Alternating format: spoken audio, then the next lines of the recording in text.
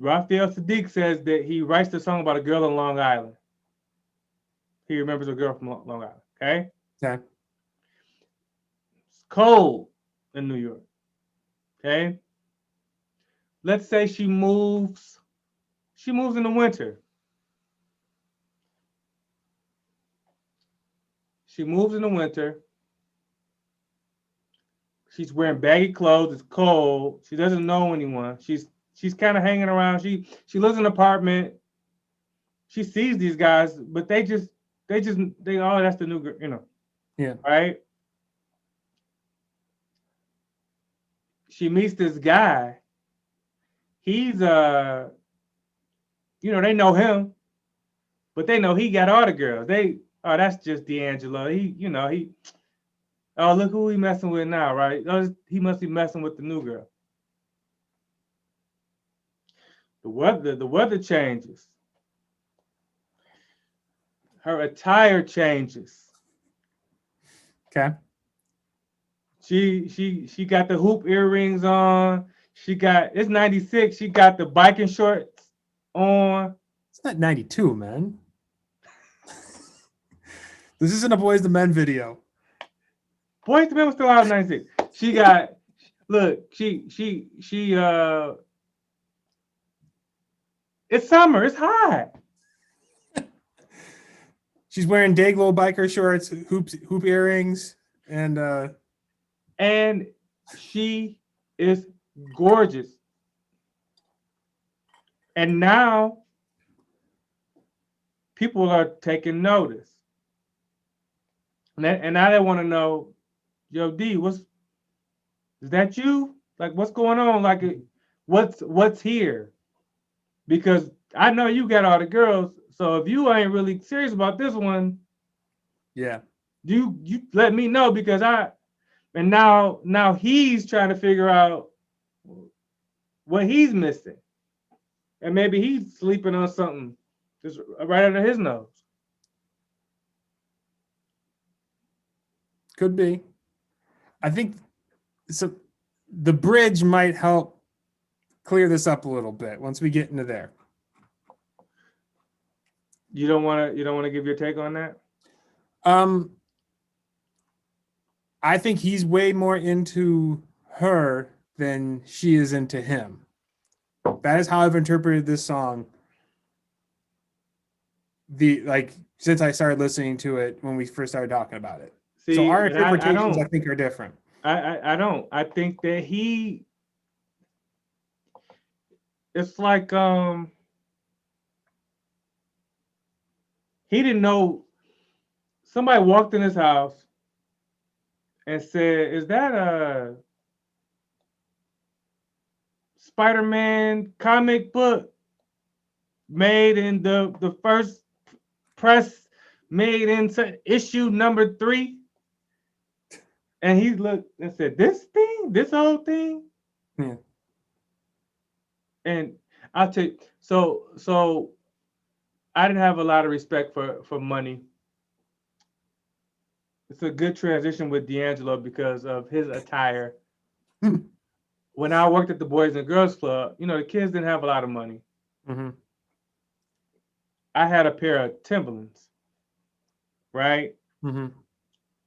That I did not respect. Okay. Okay. One of the kids said, "Oh, those must be fake. Those you got fake Tims on?" Hmm. And I didn't. I was completely. What Yeah. you mean? They gotta be fake because the way you're not even taking care of them. Like they must be fake. Yeah. Then I looked at them like, dang, they are a little scuffed up. Yeah. That's how he was treating this girl, man. Everybody saw it but him. And when they saw it, he got serious. Okay. She was ready. He wasn't ready Okay. until See, everybody else like I started said, taking notice. that was not my impression of this song, but I understand why you are making sense. You're not crazy. Have I convinced you? No, I haven't convinced you. Maybe. All right. So bridge. Mm-hmm. I can tell they're looking at us. Pick you up every day from your job. And every guy in the parking lot wants to rob me of my girl. See, I feel like he started pouring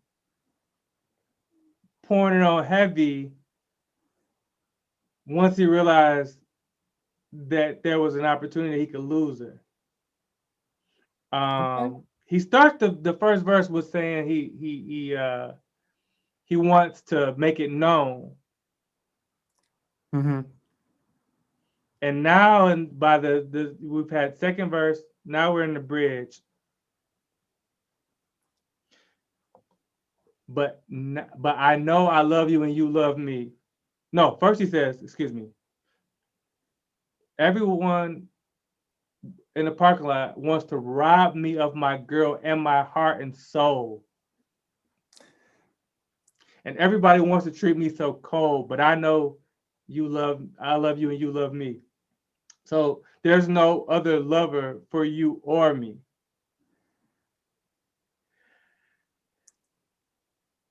See, there's a lot in there. Go on. there is a lot in it. And this is what had me have the point of view that, you know, he's way more sprung than what she is. And this is like his pleads, like, look, you being ambiguous about this by not pretty much claiming me is leading to these situations that break my heart. Stop being wishy-washy about this and let's make this official. That's where my head went with this and my interpretation of these lyrics. And I think that, like I said, he got serious once he thought he could lose her. And I think both of our thoughts can coexist in the same place, right? Maybe they both were whatever, right? Mm-hmm. See, we talked about this in the Stevie episode, the winter, right? Yeah. Cuffing season, right? You hold on to things a little tighter during the winter. You need, you know, need something to cuddle up with, man. Yeah. So now it's summer.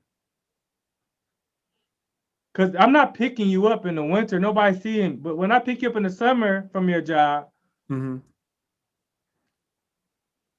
they see, okay, what's going on? Now,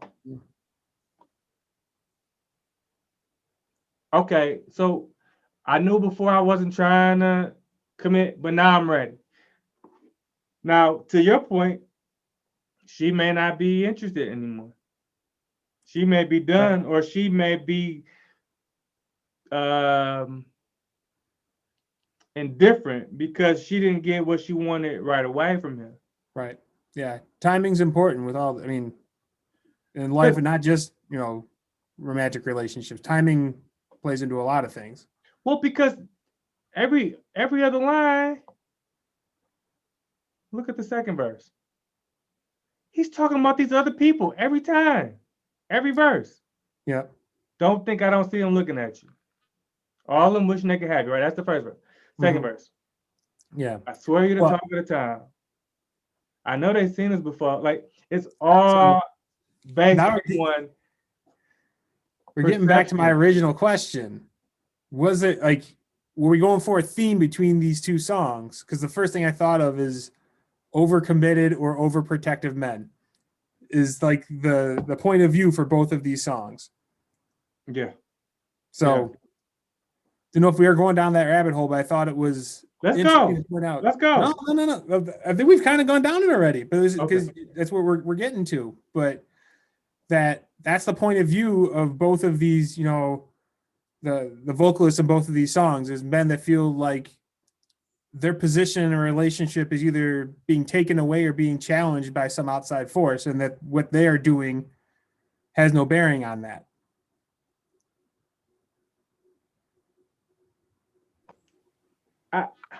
I think that we've all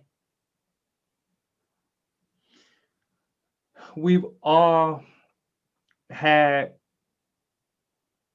someone we were seeing, and we weren't necessarily sure about much as it relates to this person, right? Mm-hmm. Sometimes it's your mama, sometimes it's your dad, sometimes it's your uncle. Your uncle, Mm-hmm. you know, I had uncles that ask a girl, "You got any aunties or any older sisters or anything?" You know, like so you already knew what time it was. Mm-hmm. Um, and you know, you sometimes it's your friends that'll say, "Man,